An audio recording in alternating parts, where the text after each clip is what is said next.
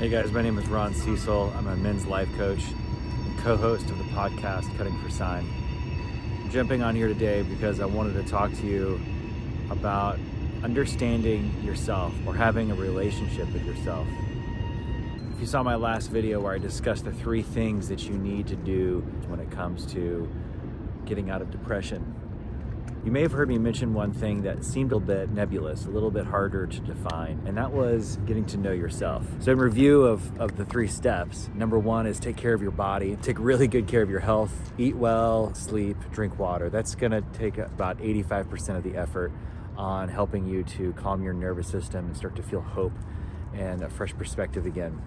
The second thing you need to do is you need to reach out to somebody and be a friend. Be there for them and let them be there for you. Tell them a little bit of your story, allow them to tell you their story. And in sharing your stories, you're gonna find some healing. And allow that person to be representative of all of humanity. I know sometimes when we're in a dark place, a stuck place, it's really easy to want to isolate and then to isolate. And then once you start isolating, it's difficult to get out of that pattern. So reach out to somebody.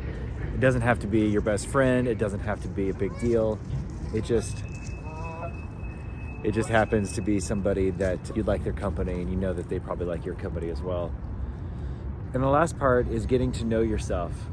So if you think of it as a pyramid, the bottom is taking care of your body, taking care of your health. The next third is your relationship with people. And the top third, which seems to be about the smallest, but I have to say is the most important. It wouldn't be a complete pyramid without it, right? It wouldn't be beautiful, wouldn't complete the symmetry, is to get to know yourself. And your eyebrows might raise, or you might kind of scoff at this idea of what you think it means to get to know yourself. Well, there's a couple ways to define it. One is to understand your subconscious, the parts of you that operate on a level that you're not entirely sure why you do it. Maybe there's some patterns in your life that you tend to notice pretty easily. Maybe you procrastinate. Maybe you say you're gonna do something and then you don't follow up with it. Maybe it's you lose your temper when you're frustrated or stressed out. Maybe there's kind of a lack of intimacy in your life in the sense that someone really knows you or your partner really knows you and you know them, and you've not quite put your finger on why that is. But if you start to think about it, and that's what this is about, is you need a time and a place, just like any relationship, to get to know yourself. And the easiest way to do that, and this is something I have a lot of experience with, is to start writing. And I want to give you some tips on what that might look like and how that might affect your life.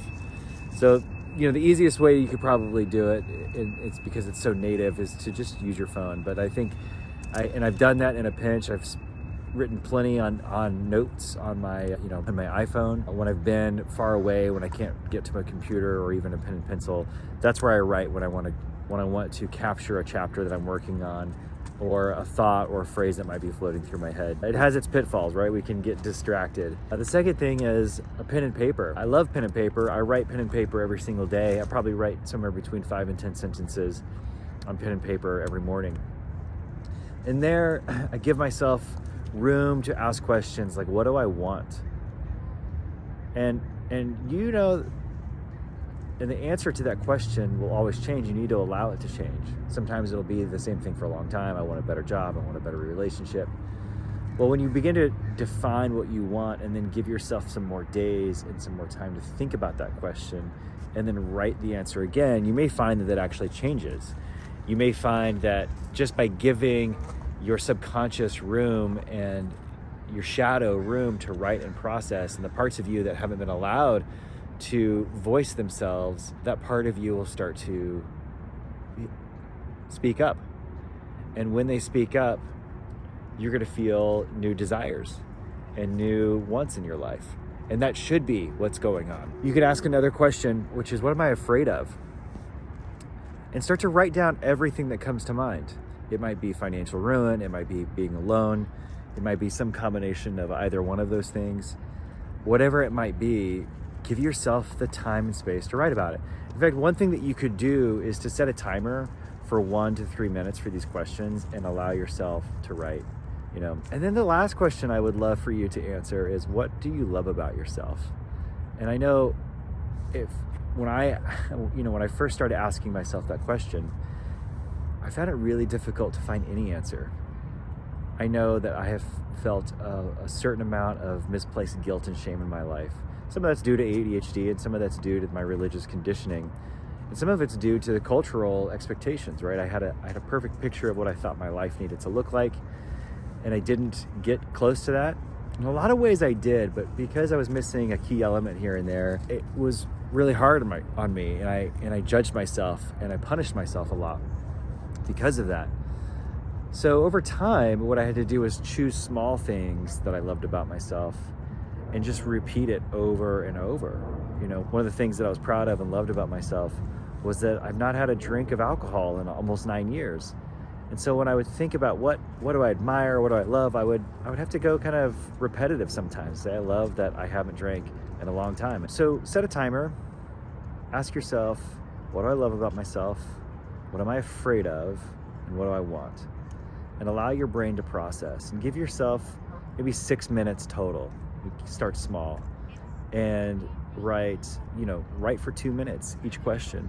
And when you do that, you're going to start to notice that over time, let's say 6 weeks and maybe even 6 months, right? That you are going to be a different person, because you'll have discovered parts of yourself that you didn't know existed and they weren't allowed to speak. A big reason we don't allow ourselves to speak is that we feel like if we just work hard enough, if we keep our nose to the grindstone, then life will just kind of figure itself out. Unfortunately, we live in a time where work, grinding, can become its own medicine. There's no end to the things that need to get done, and there's no end to our busyness. You ask a person, how are you? The most common answer is really busy. And that doesn't answer the question, does it? It just states the fact that I'm so busy, I don't have time to think about how I actually am. And when I think about how I actually am, it bothers me, so I just work harder. That's a reason you got to do this. It's a reason you need to start to unpack who you really are, who you want to be, what you're afraid of, what you love about yourself. All right, guys, in peace. Talk to you soon.